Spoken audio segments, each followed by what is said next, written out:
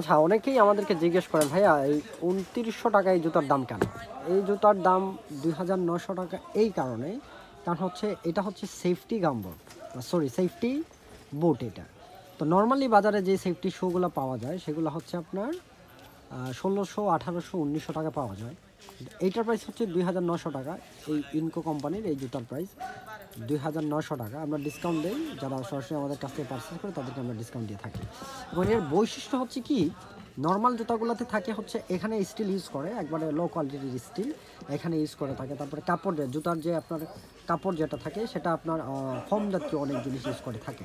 So এটাতে কিন্তু এরকম হচ্ছে না, এটাতে হচ্ছে 100% লেদার ইউজ করছে এবং ভিতরে ফোম আছে। এটা পরতে খুবই আরামদায়ক, এটার ভিতরে ফোম আছে এবং এটার সোলেও আপনার স্টিল ইউজ করেছে।